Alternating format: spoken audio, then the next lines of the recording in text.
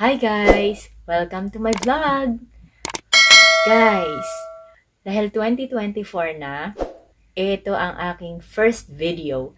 Alam ko na matagal-tagal din akong hindi nakapag-vlog dahil nga naging working mom ako ulit at syempre, busy ako sa work ko. So ngayon, may time na naman ako ulit na mag-vlog. So dahil nga 2024 na, naisip ko na mag-mukbang. So, ang aking napili ay kumain ng balot. So, alam ko na ito ay isa sa mga exotic food nating mga Pinoy. So, ito rin ang first time ko na kumain ng balot na may sisiw. So, ngayon, magmumukbang ako ng 6 na balot. Subukan kong kumain ng balot na may sisiw. So, tara! So, guys, eto nga pala. Meron akong 6 na balot dito. Meron ding suka, syempre, sausawan. Asin. At meron ako ditong ginawa na eto. Ayan, pipino. Pipino yan. Ang ginawa ko, nilagyan ko ng suka, asukal, at konting asin. So, tinimplahan ko kasi masarap talaga to. Pampawala siya ng umay. So, tara, simulan na natin kung talagang kakayanin ko nga ba ang kumain ng balot na may sisiw. Dahil, eto nga ang isa sa pinaka-exotic food nating mga Pinoy. So, let's begin. First one.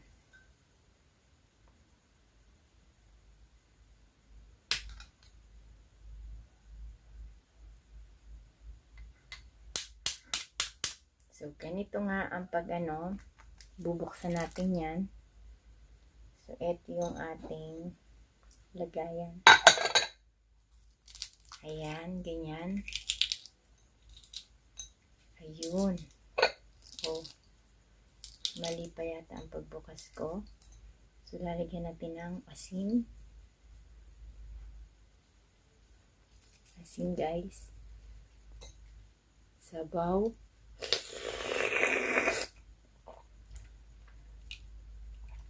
Masarap. Okay. So, eto na nga. My gosh.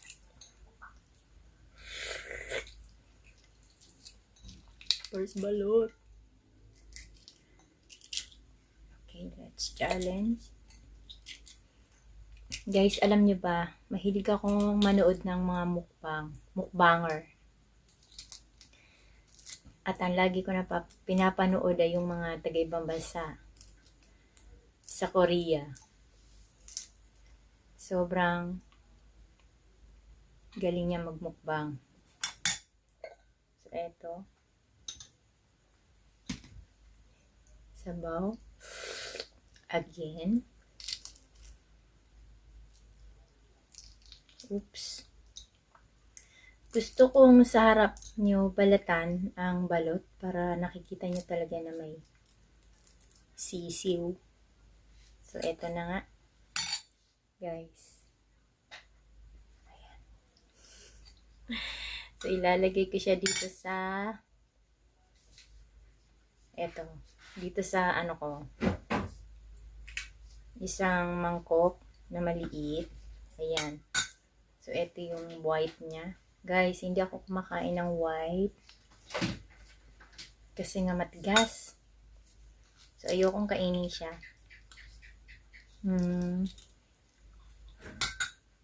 Ayokong kainin yung white. Etong white na to, ito yung tinatawag na bato ng balot. Pero ayokong kainin kasi nga matigas. So, dito na siya. So, ito ang kakainin natin. Ito. Sarap. Guys, tingnan nyo. May sisiw yan. Walang daya. Then, sasawaw natin dito. Susuka. Ito na. First bite.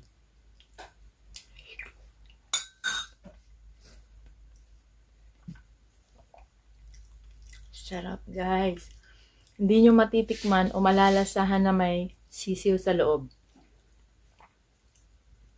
Parang wala lang. Yummy. Malinamnam. Ganon. Another one. But before that, pampawala daw ng umay ang ito. Sarap.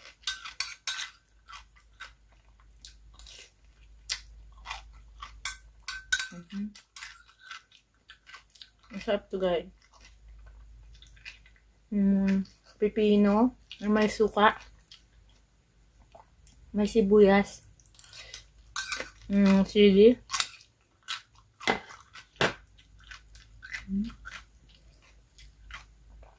Ayan siya. Tapos timplahan nyo lang konti ng asukal. Para medyo matamis-tamis. Second round. Okay. So, ganito ulit. Second round na, guys.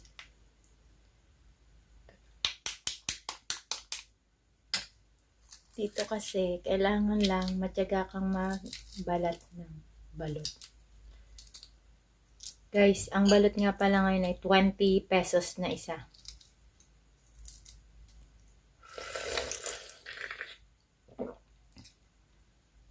Masarap.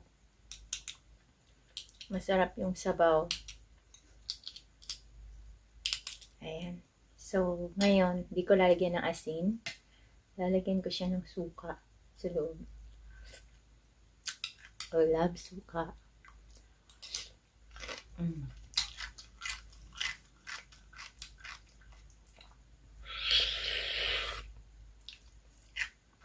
Masarap, guys, hindi siya nakakatakot.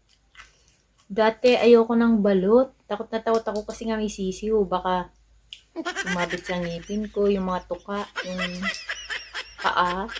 Pero hindi naman pala kasi sobrang lambot na. Tsaka hindi mo talaga malalasahang may sisiw. Para ka lang kumain ng itlog na nilaga. Ganun. Pero malinamnam kasi siya. Ito na nga. So, ayan na naman ulit. Pasensya na kayo, guys. First challenge ko na kumain ng balot ay 6 lang. Kasi yung pinagbilhan ko, si Manong, wala na raw siyang balot. 6 na lang ang natira. So, ito again. Ito yung bato niya. Yung kung kainin yan. So, ito yung pangalawa natin. Second, siyempre may suka. Pag walang suka, hindi masarap. Sa akin lang yan kasi mahilig ako sa suka.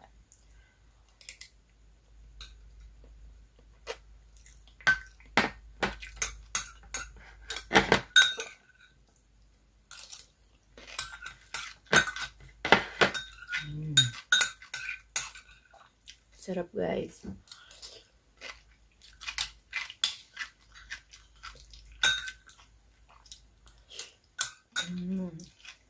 Sarap. Tubig.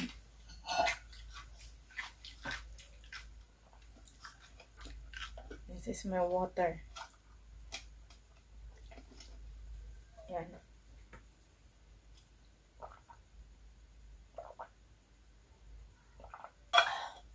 Sarap. So, let's try our third round.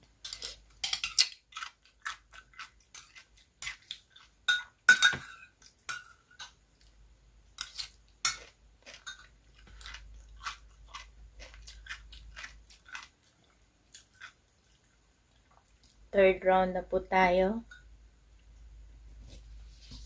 Okay, let's try. Ginaganito ko siya, guys, para mabutas siya. At madali ko siyang, oops, mali, ang nabuksan ko. Dito ako sa taas. Dapat dito. Kasi para madali ko siyang ano ang sabaw. Mali yung nabuksan ko. Yung. Kita nyo guys. Perfect. Ganyan ang dapat pagbukas. Ayan. Kasi diyan nilalagay ang asin. Para mainom mo yung sabaw ng balut.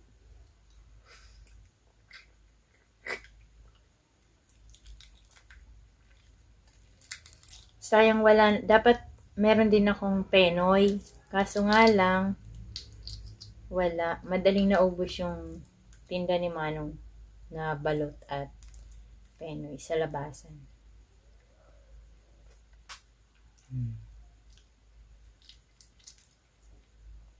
Mabagal akong magbalat ng balot. So guys, sa mga nakakain na ng balot dyan, anong masasabi niyo? Ano pong experience nyo? Paka-share. Kasi ako, first time kong kumain ng balot na may sito. Pero approved talaga sa akin. Sarap. So, sa mga foreigner dyan, kung alam nyo ang balot, pero kung hindi nyo pa natatry, you must try this. This is one of the exotic food in the Philippines. Okay, let's go. So, eto na nga. Medyo mahirap buksan. Pang third round.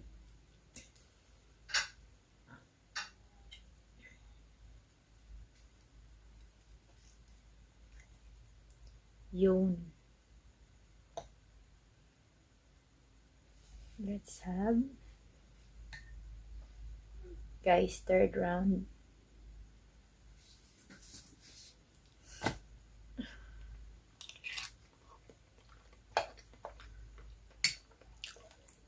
Mm-hmm.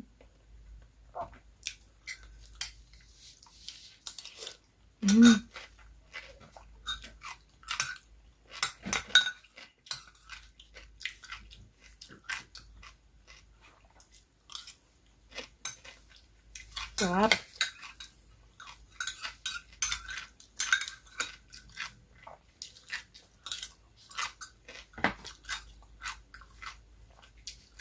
Medyo messy lang nga lang kumain ng balot guys. Kasi mabasa.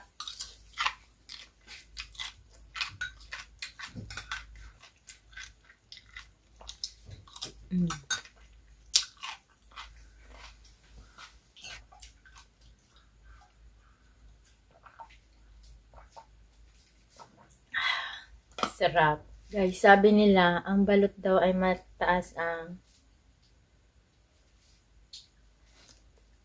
cholesterol. Ewan ko lang kung totoo yan. Payat naman ako eh. Kaya sabi nila, kapag high blood ka, huwag ka raw kumain ng maraming balot kasi nakakataas to ng dugo. Sa mga high blood dyan, guys, hinay-hinay ang pagkain nyo ng balot. Baka ma-high blood kayo. Sabi nga, eat moderately. Eat at your own risk. Diba?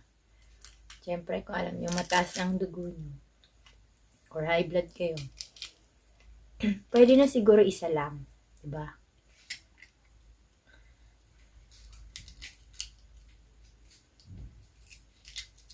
Isang balot, pwede na.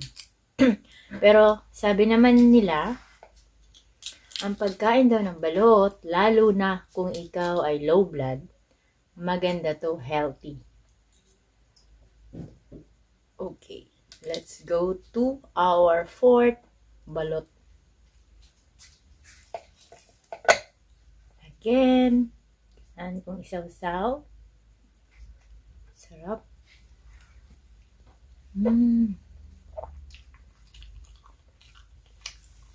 Sarap talaga guys. Balot.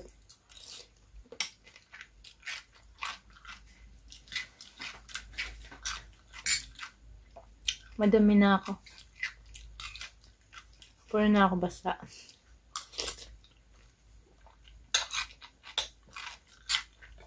Kasi mabasa ang balot.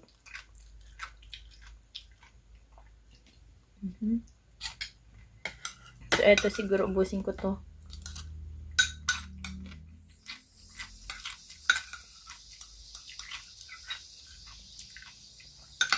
Guys, comment down below. Share nyo kung ano experience nyo sa pagkain ng balot. Balot na may sisiw, ha? Hindi yung balot lang. Kung ano bang lasa.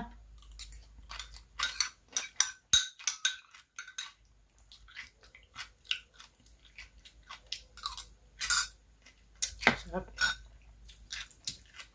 Kung umulit pa ba kayo ulit ng pagkain ng balot, siguro ako, uulit pa ako. Kasi, sarap naman eh. Akala ko, syempre pinag-isipan ko muna kung kakain ba talaga ako ng balot. Kasi nga, unang-una, may sisiw, di ba? Nakatakot. Pero sabi ko nga sa sarili ko, 100% Pinoy. Dapat kumakain ng balot.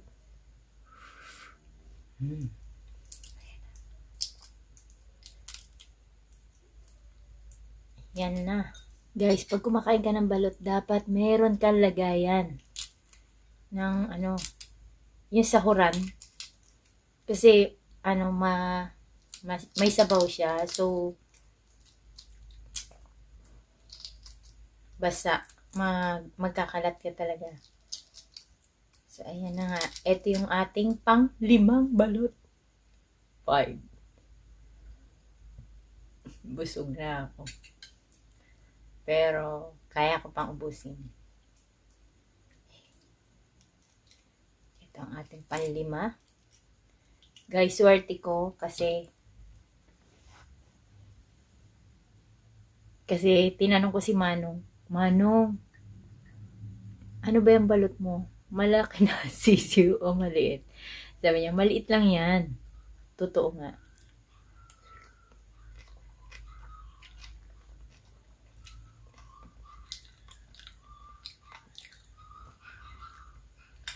Sarap. From first to fifth, ganun pa rin lasa. Nalalasa ang sisiw.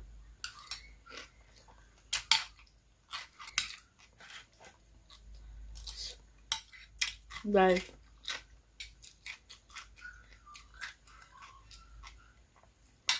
pag kumain kayo ng balot,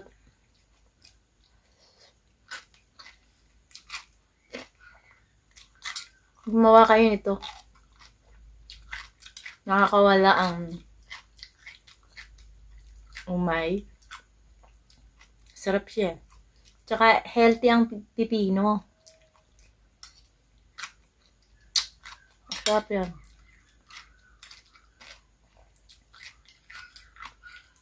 Sarap.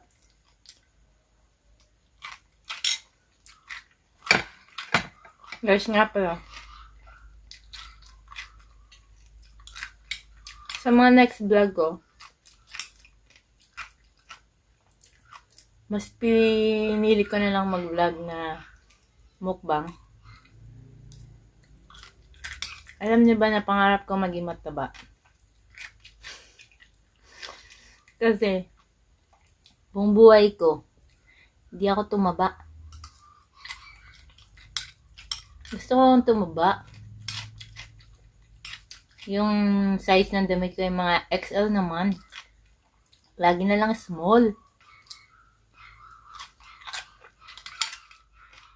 Kaya titingnan ko yung totoo na kapag magmumukbang ka, tumataba ka. Kasi yung iba nakikita ko, yung mga ibang napapanood ko dati, ganito lang yung katawan nila eh.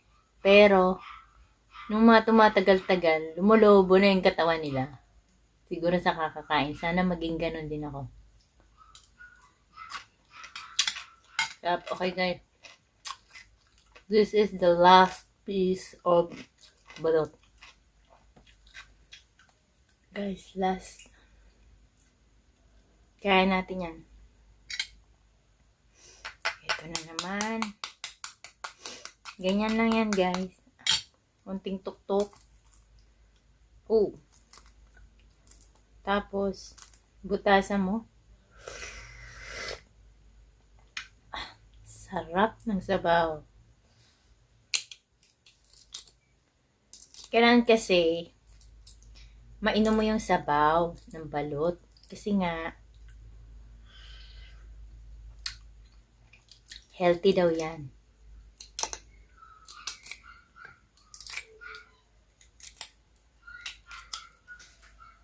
So, eto na yung pinakalas nating balot.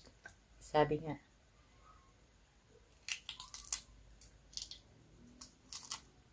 Yun. Okay. Papakita ko ulit sa inyo ang ating last balot. Okay. Guys. Oh. Okay. Kita nyo ba yan? The last sisiu. Pero sabi ko nga sa inyo guys, tatanggalin ko to. Ito. Hindi ko kinakain yan kasi gas. Baka masira. Praise ko. So, let's eat the last one. Okay. Siyempre, dapat may suka. Sausaw suka. For the last piece of my balot.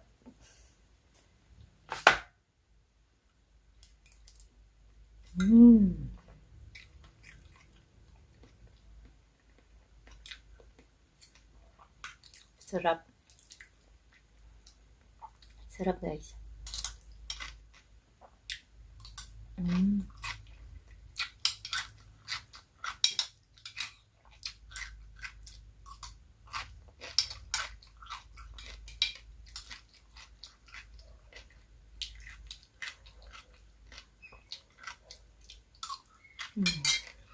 Okay.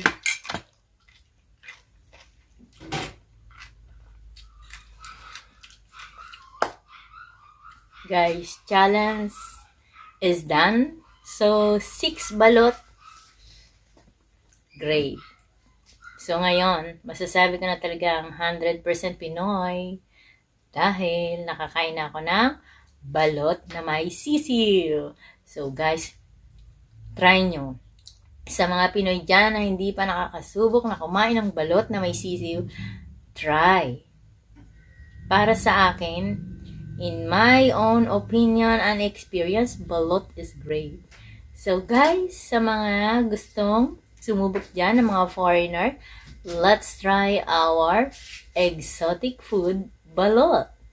Thank you guys for watching and more videos to come. Comment down below if you like this video. And of course, I want to hear your opinion. English yan guys. So sa mga Pinoy, sa mga magko-comment dyan, comment down below lang po. And please don't forget to like, share, and subscribe my channel.